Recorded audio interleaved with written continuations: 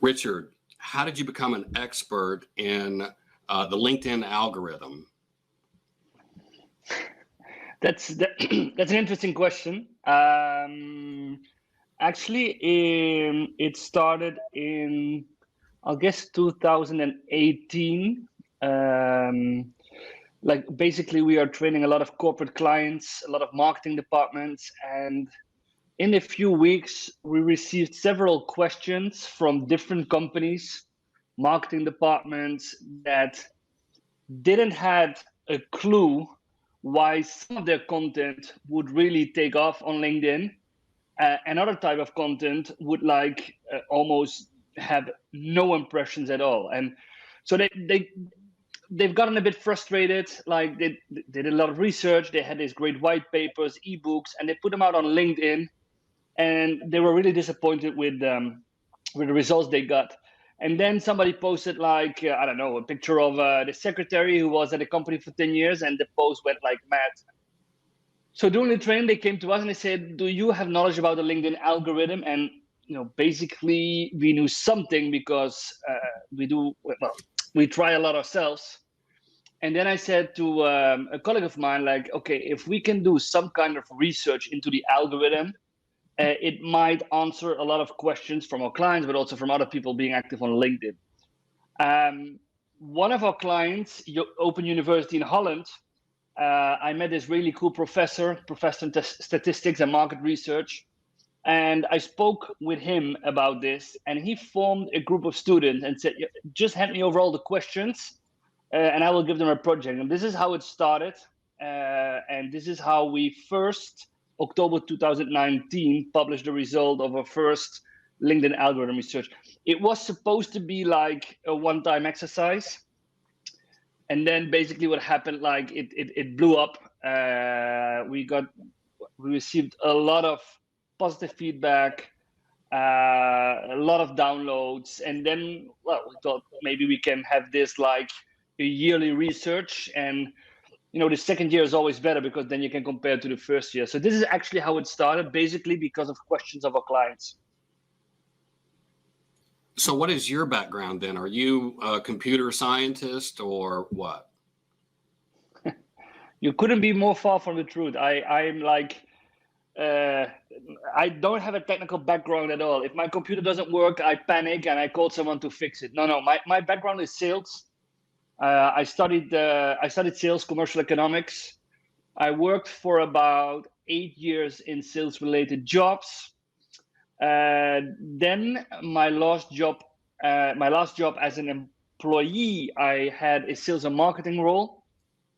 And then in 2009, I founded my current company, Just Connecting, basically because I was no longer convinced, or maybe I had never been convinced about the traditional way of selling stuff in the B2B environment. So like cold calling, even like a lot of touching points that are not relevant for the client, but are relevant for us. I was fed up with it.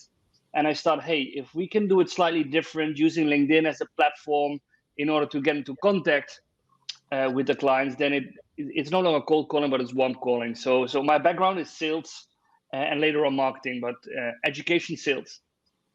Okay, so going back to 2019, when you first published your report on the algorithm, what surprised you? Was there anything that really stuck out in your mind? I think I think without being arrogant, a lot of things that we found out were actually in confirmation of what we have found out ourselves during our own publishing on LinkedIn. But now it was being backed up by stats and research. And of course, there are some things that immediately stood out, like how the format of your post, whether you have a picture or a video or an external link in your post, it has a very big influence on the performance. So the format influences the performance. That is something that, again, not surprised me, but it was now backed up by stats. And I'll guess also things like how does a post grow? Like First 2-3 hours are basically the most important period. If you don't get any engagement in the first 2 hours, then forget it. Your post will no longer will never go viral. So it's more the conclusions now backed up by stats that really stood out. And I think the first research we had, I think it were 12 or 14 pages compared to last year when we had 44 pages. So it was less data, less in depth, but again, it really took off in the market. In the B2B space, whether it's marketers, salespeople, why should we care? Why should we pay attention to the LinkedIn algorithm? I've used this metaphor a lot of times. I always use it in my training, so maybe people have heard it already. But let me go back a few years. If I go back like 7-8 years, like I told you, I've now been in this business providing LinkedIn training consultancy for 30 years. And I think the biggest challenge of marketing or companies, like let's say 6, 7, maybe 8 years ago, was actually producing the right content for all the possible contact moments in the buyer journey. So there was like very few content, or there was content that was not suitable to use in the sales process. That was a challenge like 6, 7 years ago. Now, like everybody has stepped up the game in digital marketing. Everybody has stepped up the game in social media marketing, account-based marketing. So now the majority of my clients, they have awesome content. They have the right content, but they struggle in getting more eyes on the content. So they struggle in how to publish it on LinkedIn that it has the maximum exposure. And they struggle because a lot of them don't know anything about the algorithm. So I always compare like knowledge of the algorithm with a board game, let's say chess. If you don't know the rules and you're going to play chess, you can never win. A board game without knowing the rules, you will never win. It's more or less the same. If you don't know anything about the algorithm, you will never be very successful with putting out content on LinkedIn, because it's the little tweaks, it's the little things you can change or do differently on LinkedIn that make a huge difference. And I'm really talking about clients having 5 to 6 times more engagement, more impressions by changing, adapting to the algorithm. So we're all busy. We want to know how to make this work in the shortest amount of time spent on the platform, right? So maybe you can give us your best tips on how to win the LinkedIn algorithm game. Most importantly, and it's really like an open door. Most importantly is just create quality content, because I have seen many people and even many companies adapting like how they publish on LinkedIn to the algorithm. But if your content is not resonating with your target audience, if it does not provide value, if it does not address the challenges of your target audience, you will never hit the bullseye. So first of all, get your content, get it right, address all the possible touching points and in the buyer journey of your clients. Second, maybe one of the most important things is keep people engaged on the platform. I often get into like a fight with marketing, because traditionally marketing tries to like transfer people from the social media platforms or any site on the web to their own website. Now, LinkedIn is not very keen on driving traffic from the platform to your website. So you need to engage the people as long as possible on your post or on your page. So this means you need to have rich content on LinkedIn. I'm talking about slide decks, the PDFs where people can go through all the slides. I'm talking about video content. I'm even talking about blogs, but everything that keeps the people engaged on your post for a longer time. Second, interaction is key. Interaction from a personal point, from a company page, people that engage themselves with their network. So people that you said like everybody is very busy, they don't have a lot of time. I can guarantee you something. If you don't schedule time for LinkedIn, it will never work. It's not like a magic box where like 2 minutes a day and you will be very successful. you need to have an engagement strategy yourself. So for example, do commenting on posts from your clients. Make sure you don't miss any important updates, both from prospects, clients, and engage, like, comment. Because if you're active yourself, LinkedIn will reward your being active with more reach and more impressions on your own content. Second, and this is very important for like the larger companies, LinkedIn has become a people-to-people platform. Maybe it always was, but we have seen, again, backed up by our own research, but also by, for example, Gartner and HubSpot, that people on LinkedIn buy from people. People engage with people. So a company needs to have, let's say, an ambassadorship program in place or an employee advocacy program in place where the employees are taking the content facilitated by marketing and are going to spread the content by making their own post. Because on a company page, you have 6 times less conversion than on an individual page. And on average, you have also 4 to 6 times less views. So that's also something that people need to understand. Marketing great, produce content, put it on your corporate page, but then facilitate your salespeople, business development, your recruiters, all your ambassadors with the right content so they can spread the word in all their individual networks, which at the end will have a much higher impact on business than only on the company page. Okay, so you mentioned something interesting there, and that is following your clients, commenting on their posts. What's the best way to do that? How do I make sure that I don't miss my clients' posts? Yeah, that's an excellent question, because this is the challenge of a lot of salespeople, entrepreneurs. I can tell you what definitely is not working. It's not working to check your timeline for 2 reasons.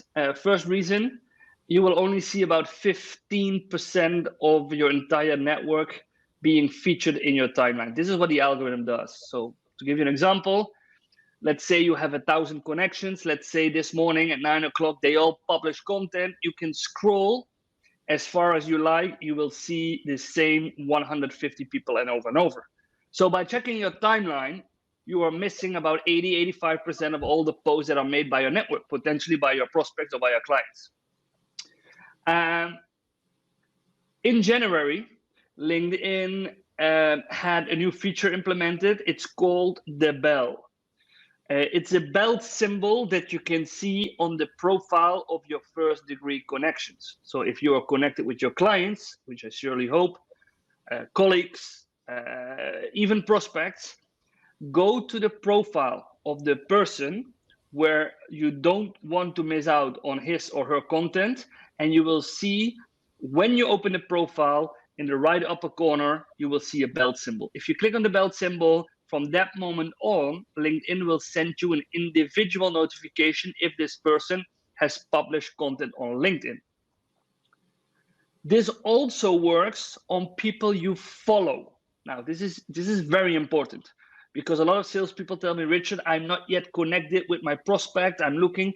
If you have a 2nd or even 3rd degree profile, click on more, start to follow them. And once you have hit the follow button, the bell appears on their profile, which means that you can now get notified by an individual update from somebody you are not connected with and start to engage in order to, in a later moment, do a warm reach out or a warm message instead of a cold call. Next to that, this is all available in the free version. Next to that, Sales Navigator, which is like the paid subscription for salespeople on LinkedIn. I'm a huge fan of Sales Navigator. In there, you can save your prospects as leads. You can save the companies you want to target as accounts, and LinkedIn will start to notify you about any relevant things that happen on both the individual profile and the company profile. Somebody changes jobs, you get notified. Somebody engage with your content, you get notified. Somebody publish a post, you get notified. So this is also a way how you can make sure to keep track on what interesting people, whether they are clients or prospects, are doing on LinkedIn. Interesting. Just as an aside, I don't know why, but I don't see the bell on my desktop. What am I missing? There's no bell. Like if I go to your profile, I don't see the bell. What's up with that? Is that You I don't know. I've heard from a few people, and this is also this is what always happens, Jeff, when I'm implementing something. It's still a bit glitchy. It's still a bit buggy. So sometimes it's not visible. It is away for 3 days, and then it's back again. I've heard it many times over the past weeks. This morning, I'm in a different time zone than you are. I'm in Europe. This morning, I had training, discussed the bell. All the participants saw the bell on their profiles of first degree connection. So it's not visible on your own profile, but of a profile of a first degree connection. And it definitely needs to be there. If it's not there today, then check in 2-3 days, because again, it's a bit glitchy, it's a bit buggy. I'm always looking for it, but I just don't see it. But be that as it may, maybe we can just run through a couple things. You know, when I read your last year's version of your report, there were so many things that stuck out that I didn't know that I'm doing wrong. So maybe I can just throw out a few of these and you can comment one way or the other. Yeah, cool. Okay. So you mentioned it earlier, but why are the first 2 hours or so, 2 to 3 hours after you post, why are they so important? Basically, because LinkedIn is testing your post with a limited number of people in your network. On average, it's about 6 to 8% of your network. They see the post in the first 2 hours. So let's do the numbers. You have 1,000 connections, you publish a post. So LinkedIn will start to show your post to 60, 80 people. And those are the people, LinkedIn selects those people based on your previous engagement. So those are actually people, I call them your inner circle, the people that are normally responding to your content, people you have newly connected, people you have engaged with earlier. And LinkedIn gives them about 2 hours time, then they do an analysis, and they just like, they think that if in the first 2 hours your inner circle, who is normally positively responding and engaging with your content, has not responded yet or didn't think anything of your post, then if they're going to show it to more people, even outside your network, it will also be a non-relevant post. So based on the engagement of the test panel, your inner circle, LinkedIn is either going to decrease the impressions or like make your post disappear in the timeline. So first 2 hours, your test panel, very important. So also make sure, best time to post, always in the morning. Because if you post in the morning, let's say 9 o'clock in the morning, LinkedIn will do a test at 11. If they are very satisfied with your engagement, they're going to like show your post to more people, and you still have a complete working day where people are active on LinkedIn. Opposite to if you publish something at 5 o'clock in the afternoon, then LinkedIn needs to 7 o'clock in the evening. And then as soon as LinkedIn wants to spread your post to more people, people are logging out of LinkedIn. So the best time to post, because of the 2 hours, is like morning time, obviously the morning time zone of your target audience. Okay. And there's lots of different formats. There's lots of different ways to post. So what, from polls and documents and just straight up text. Yeah. What format performs the best? Well, this is something what changes a lot.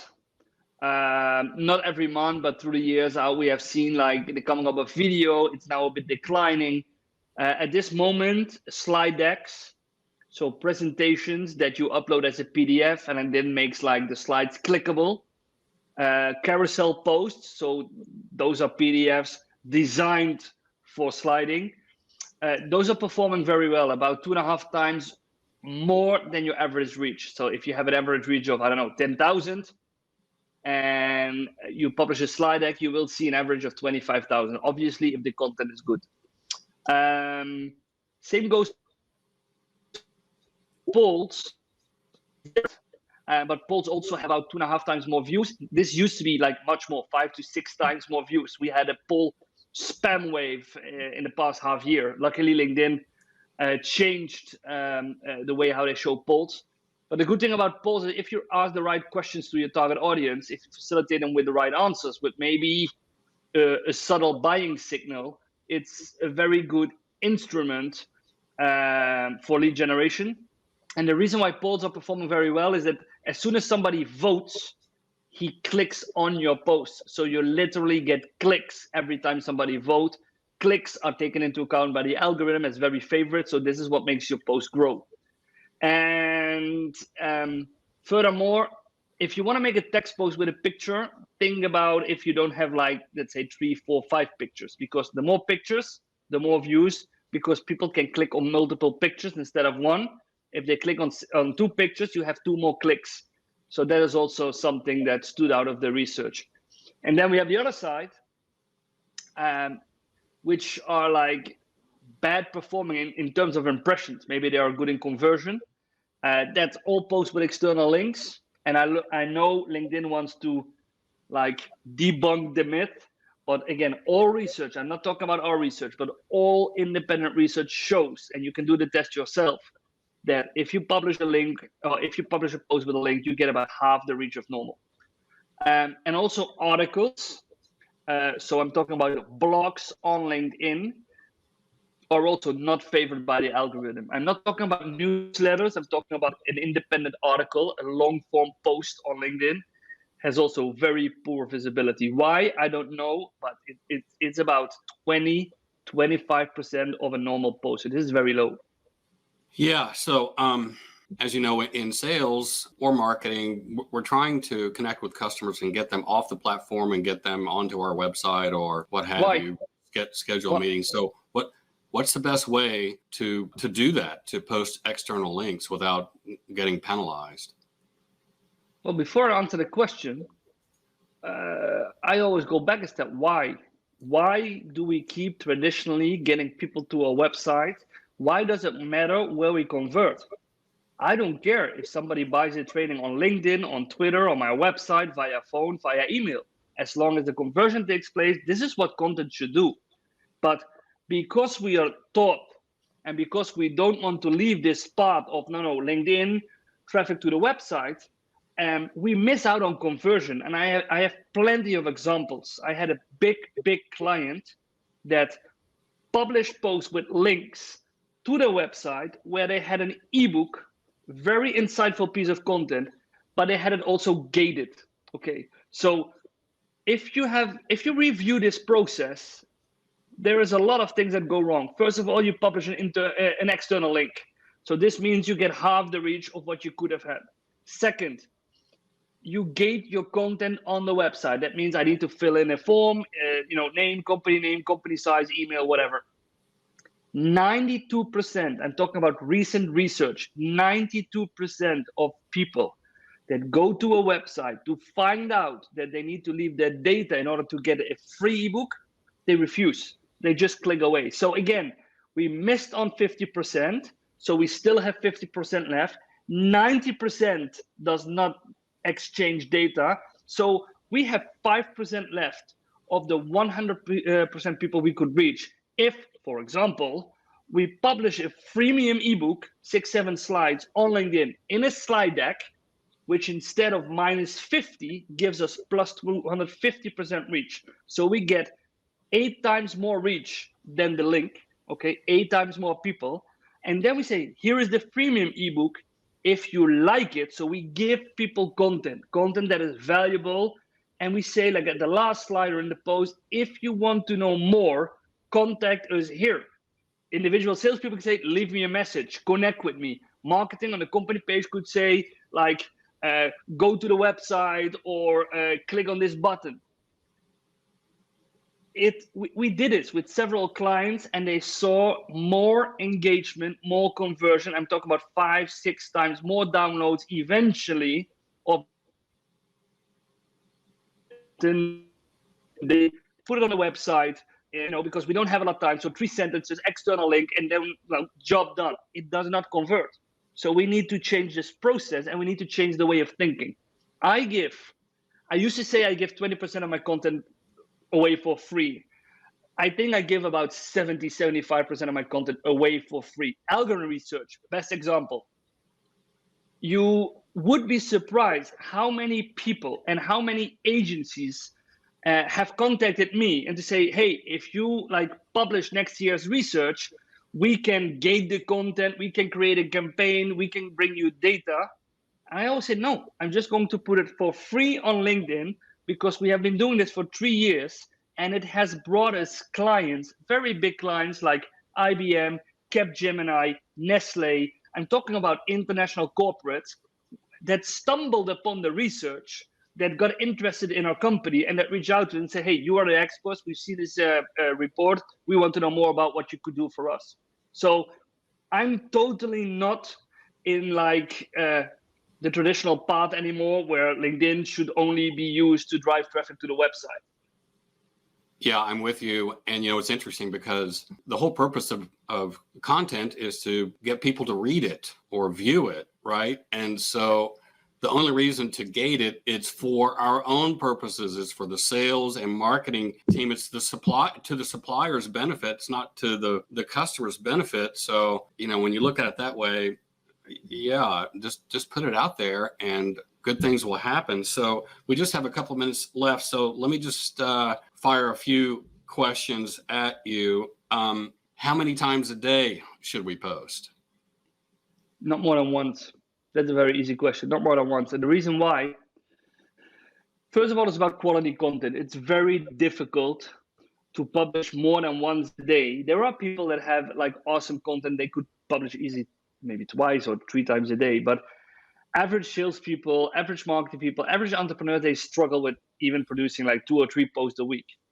The reason why you should never post more than once a day is that, let's say I publish my first post in the morning, 9 o'clock. And let's say at 1 o'clock in the afternoon, I have an idea and I create a new post. As soon as I publish this post on LinkedIn, in order to test this post, LinkedIn is going to temporarily not show my morning post anymore because they only want to have 1 post per person in the feed of your network. So you can never pop up 3 or 4 times in the same scroll of your client. So in order to test your new piece of content, they're going to hide your previous post, which actually damages the impressions and the engagement. So I said once a day is enough. And to be honest, if I create a post and I get a lot of engagement, so I see, hey, this is really a good post, valuable, I get a lot of connection requests, a lot of likes, comments, questions, I sometimes don't post for 2 or 3 days. And I have content, I just hold it because I don't want to kill the engagement on the previous post. This, by the way, is only for personal pages. On a company page, you can post like, if you want, 3, 4 times a day without harming a previous post. So this is only for a personal page. From a personal standpoint, have you done any research on groups? No, and the reason why, there's a lot of things to research on groups, but the reason why is that there is a very tiny relation, maybe non-existing relation between groups and the algorithm, because the algorithm is what you see in your feed. And incidentally, you might see a group message coming by, but groups, because they are communities, because people can go to the group, scroll through the content, they don't have a lot of impact on the feed. So we didn't do that. If you have any questions at all, Jeff, be my guest. Send them by email because we are now in the process, May, June, of gathering all the new questions. July, August will be research, and then in September we're going to write the new report, which we will probably launch end of September. So, is there anything? What do you foresee happening in the future? What are the main trends that you see? It's a good question, and I'm not involved in the ongoing research. And we don't do ongoing research on the algorithm. So we do it like twice a year. Actually, one time we do it big, and then we have 2 or 3 like small researches. So I can only tell you what I see myself or what I expect myself. I see, and this is an important one, since we have creator mode, so since people are next to connections, you have now followers. And I, for example, over the past year, I grew, I think about 3,000 connections, but 20,000 followers. So my followers base has like exploded. And what we are seeing now is that in the test panel, so as soon as you publish a post, normally it would always only consist out of connections. And now I have seen that literally 1 second after I publish a post, I get a like from someone in my second degree, which would normally not be possible. So I think LinkedIn is prioritizing followers also in the feed and in how they absorb and see your content. So this is huge, because this means that from a value point of view, followers are almost equal to connections. I'm really curious about the new stats on video. I'm curious about the new stats on newsletters, a new feature that LinkedIn opened up half a year ago for all the members that have enabled creator mode. So you can have your own LinkedIn newsletter with like episodes of articles. So I'm really curious how that is doing.